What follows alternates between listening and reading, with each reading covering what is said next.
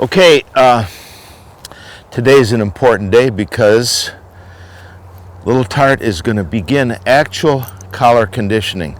But before we do that, I want to tell you a little bit about the operation of these collars. Modern collars have different levels of stimulation. What we want to do is use the lowest possible level that the dog can feel. So, to do that, we want to test the collar on ourselves.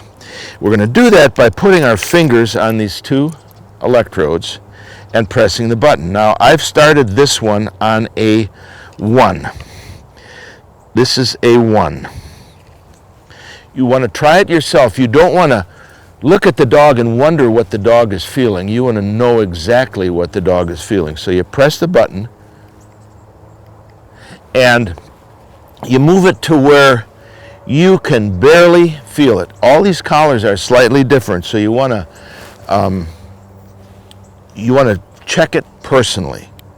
All right, now this, I can barely feel this at what is called a 1.8. This is like 1.5 on some collars, or on some collars it might be a 2, and some collars it might be a 1, but you want to get it so you can barely feel it. Then we talked about how to put it on so you can get a couple of fingers under the strap, and you want to move it as far up towards their ears as possible. So that's the beginning step, is to get the collar on correctly and get the right level. Don't look at the dog and press the button and say, oh, the dog isn't feeling it, and crank it up so they start overreacting. You don't care that you want it so low they just barely feel it. It's not like they're feeling it and jumping. You don't want that. You want it to be barely perceptible. So now what we're going to do is the way we always start a lesson. We're going to get our little character excited. Then we're going to say sit. And then we're going to reinforce that sit with the rope. And then we're going to reinforce it with the electric collar.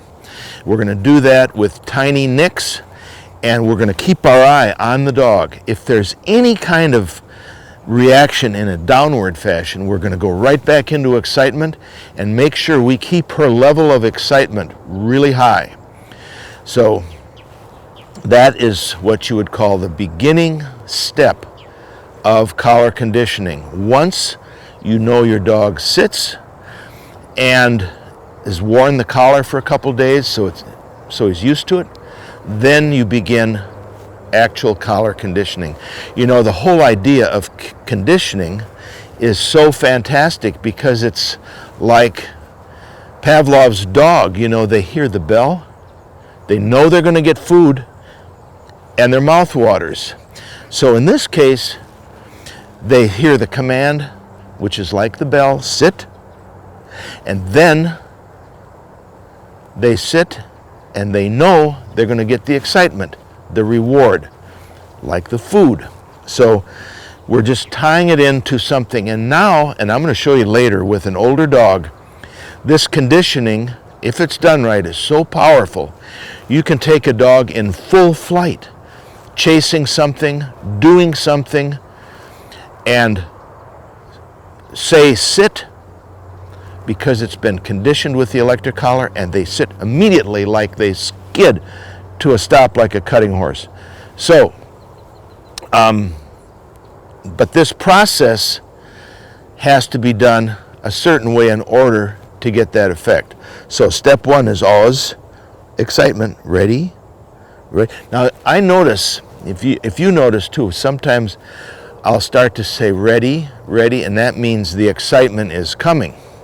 Ready? Ready? Okay, there you go, good. Good, good. Now this is a crucial step. If you can't do this, then the whole process won't work. Hey, hey, hey, hey, that a girl, that a girl, that a girl, good girl. Okay, okay, good, good. Sit, good. Sit, sit. Now I'm reinforcing the sit command with the rope. Sit, good girl. Sit, sit, sit. Now I'm going to put my first nicks in. Sit, sit, sit, sit, sit, sit. Now you don't see her overreacting, do you? She's a good girl. Sit. Always keep your hands on a dog. Petting, touching is important. They understand that. As soon as you have done this for a little bit, you go right into your excitement. See, I don't even have my ball. Where is it? Over here. Come on. You know what's going on, don't you? There you go. All right, all right. Good girl. Good girl. Yeah. Okay. All right, all right. So you do that for a little bit and then go back in to collar conditioning. Sit. Good. Sit. Sit, Nick. Sit. Good girl. Sit. Nick. Nick. Sit. Good. All right. You like it, don't you? All right. Ready? There you go. All right. Whoa! Sorry. That's what you don't want to do, is step on the rope. Where it is. Here it is. Here it is. Ready? There you go. Okay. Good. That a girl. All right. Ready? Here we go. Ready, go. Try to get a dog chasing something if you can. If you can't, just get him excited with a squeaky toy. It doesn't matter, but you've got to get him excited, because that's going to be the reward in the end. Yeah, okay. All right, okay. And when you get done with that, the first day, I wouldn't do any more than I just did a couple of times. She thinks it's all terrific. Now, what I want to do with her is just take a little walk and hang out with her a little bit. I might do a little bit more excitement just when I want to keep her revved up. If she starts looking a little bored, bang, right into excitement.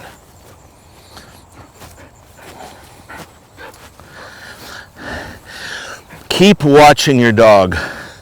Make sure that they stay at this peak level of enjoyment, happiness, etc. You want to be the one to create this. You want to be able to create it and start it and stop it when you want to. Now you're starting to have the on-off switch, and you have a dog that's reacting to you without you having to react to your dog.